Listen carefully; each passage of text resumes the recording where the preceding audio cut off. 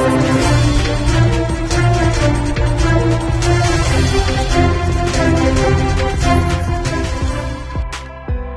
નદીમાં કૂદી આપઘાત કરનાર મહિલાને આપઘાત માટે મજબૂર કરનાર 2 આરોપીઓને આખરે કાપોદ્રા પોલીસે ઝડપી પાડી સળિયા પાછળ ધકેલી દીધો છે।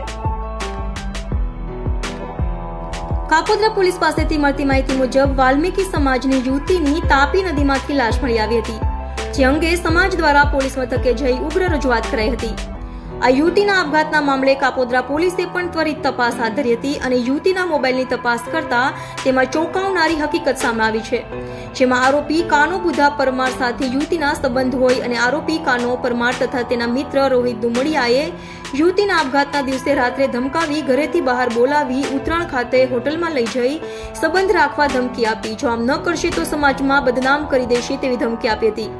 જેથી યુવતીએ તાપી નદીમાં ઝંપલાવી આપઘાત કર્યો હતો। હાલ તો કાપોદ્રા પોલીસે યુવતીના આપઘાતના મામલે કાનો બુધા પરમાર અને તેના મિત્ર રોહિત જગદીશ દુમડિયાની ધરપકડ કરી બંને વિરુદ્ધ કાયદેસરની કાર્યવાહી હાથ ધરી હતી। અકસ્માત મોતના અનુસંધાને ઊંડાણપૂર્વક તપાસ કરતા હકીકત એવી જાણવા મળેલ કે આ મરણ જનાર બેન તારીખ 9/11/2024 કલાક રાત્રિના આશરે 3:30ની આસપાસ ઘરેથી નીકળી ગયેલ અને PP Savani English medium school શીત કુટેજ મંદિર પાસે કોઈ અજાણ્યા રિક્ષા ચાલક પાસેથી મોબાઈલ ફોનની માગણી કરેલ અને એ મોબાઈલ ફોનથી પોતાના મિત્ર કાનાભાઈ બુધાભાઈ પરમારનાઓને ફોન કરી અને બોલાવેલ। આ કાનાભાઈ બુધાભાઈ પરમાર તેના અન્ય એક મિત્ર રોહિત જગદીશ ધુમાડિયાનાઓ સાથે ઇંગ્લિશ મીડિયમ સ્કૂલ પાસે આવી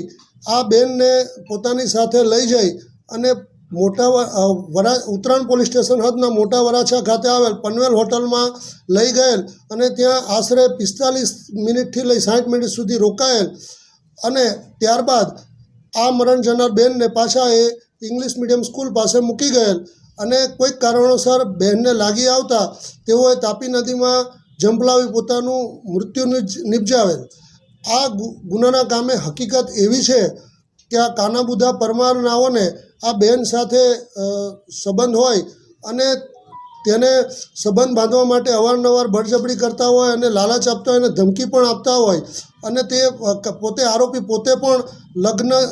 લગ્ન કરેલ હોય, જેથી આ સંબંધ લાંબો ટકી શકે તેમ ન હોય તેનું માઠું લાગી આવતા આ મરણ જનાર બેને તાપી નદીમાં પોતાની જીવન ટૂંકાવી દીધેલ। આ અનુસંધાને કાપોદ્રા પોલીસ સ્ટેશનમાં ગુનો રજીસ્ટર કરવામાં આવેલ છે। આ ગુનાની તપાસ second point Shri M.R. Solanki સાહેબનાઓ કરી રહેલ છે અને ગુનો રજીસ્ટર થયાના ગણતરીના કલાકોમાં જ મુખ્ય આરોપી કાનો બુધા પરમાર તથા રોહિત જગદીશભાઈ ધુમાડિયાનાઓની અટકાયત કરવામાં આવેલ છે અને હાલ આરોપીઓ પોલીસ કસ્ટડીમાં છે।